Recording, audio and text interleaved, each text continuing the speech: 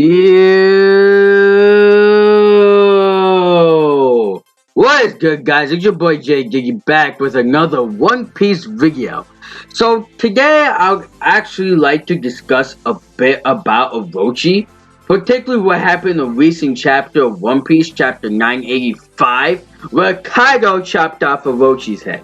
So I want to discuss about my thoughts on this, because I've seen a lot of people on like other people's streams and stuff talking about this, and I want to give my thoughts on what I think it really is. Now, before this video begins, be sure to follow me on Instagram, Twitter, Facebook, my live reaction YouTube channel, and Twitch. I stream Tuesday, Wednesday, Thursday at 9 p.m. Eastern Standard Time. Check it out. Now, without further ado, let's begin. Now, before we talk about Orochi's death, for those of you who don't know, but I'm pretty sure you guys won't even be watching this video unless you read the chapter, Kaido was making an announcement about the new Onigashima situation, and he was giving the samurais a choice, and he chopped off Orochi's head and killed him. Well, I guess that's the end to our partnership.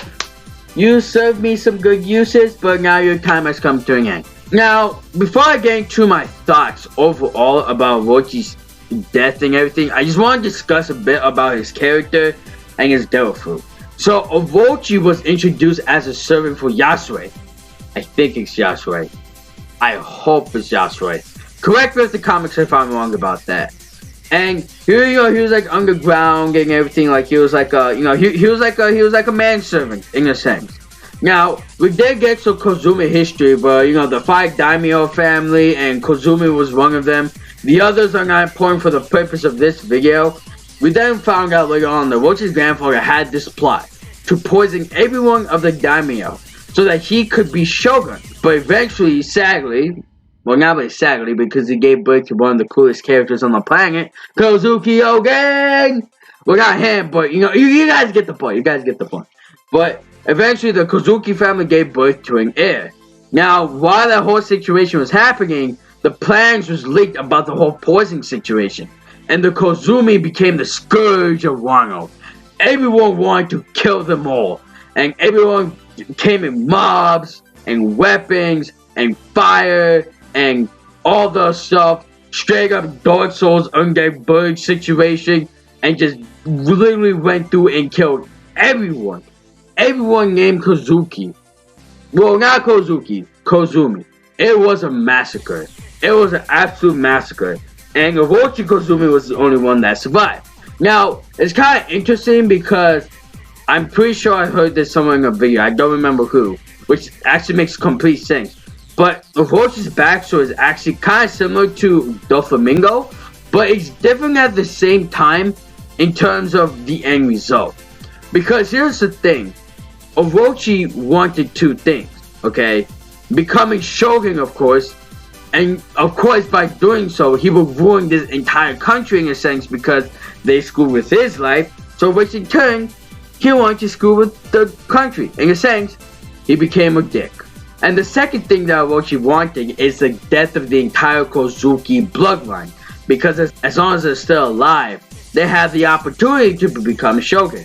Now, the reason why I brought Doflamingo up a bit is because Doflamingo had a similar starting point, but he became a really brilliant character.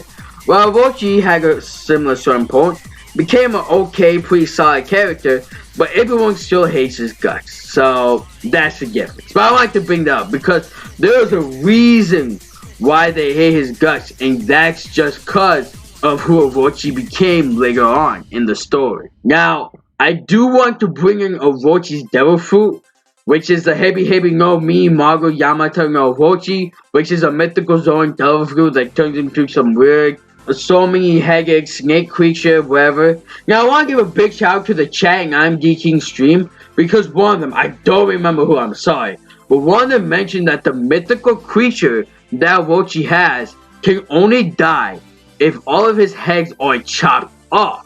That fact in of itself is very important, which I'll bring into right now. Because now that I talked about Orochi's character a bit and his devil fruit, it's time to bring this shit back full circle. Now here's the thought. Is Orochi dead? I don't know. Because based off his devil fruit, you have to chop off all of his heads. But Kaido chopped off only one of his heads. Therefore, Orochi should be alive in that sense. However, there is a counter argument that since Orochi wasn't in his Zoran form, we don't know if that ability was accurate or not. So therefore, it's really hard to say if he's dead or not.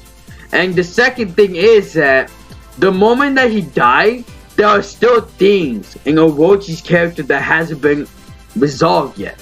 Now, just a couple off the top of my head that I can think of.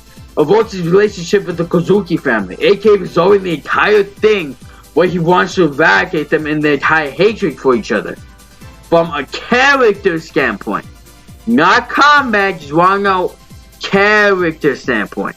Now, resolving this could be in many different ways, and that's really up to Oda, but from a character standpoint. Now, Orochi's relationship with Kaido in terms of why Kaido allied himself with Orochi in the first place, that needs to be kind of addressed a bit more, in my opinion, because we don't really know why Kaido sided with Orochi. Even though we kind of had a bit of a sense of the chemistry with each other, we still didn't know. Now, the main thing I want to bring up is the fact that things has not been fleshed out fully in terms of Orochi's character. Granted, Kaido killing Orochi was great because it doubles down on the fact that alliances can lead to betrayal. But more importantly, it showed that people can't get always what they want because it's hard. People are just not that lucky. And it didn't work out. I also want to give a big shout out to Alfiji, because he mentioned the idea that Orochi pretty much got his just desserts since he lived in betrayal, and now he died due to that betrayal, which he got was well deserved, which is true. And that's actually another idea I wanted to point out, and the reason why I mentioned it is because it's such a great idea, so it makes perfect sense. So shout out to Alfiji. Now overall, I'm okay with Orochi being alive, because that unresolved character actually plays on the idea that people can't get always what they want. But if he's also alive, it's great because it can finish fleshing out those unresolved issues with his character. So both ways works for Orochi's character. Now, personally, do I want him dead? I don't know. I would prefer to see it, but I also would prefer to see, like, him in a fight or whatnot. But, I mean, not really a fight, but like, you know, like some situation with a Kozuki and whatnot. But overall, in my personal opinion, do I think he's dead?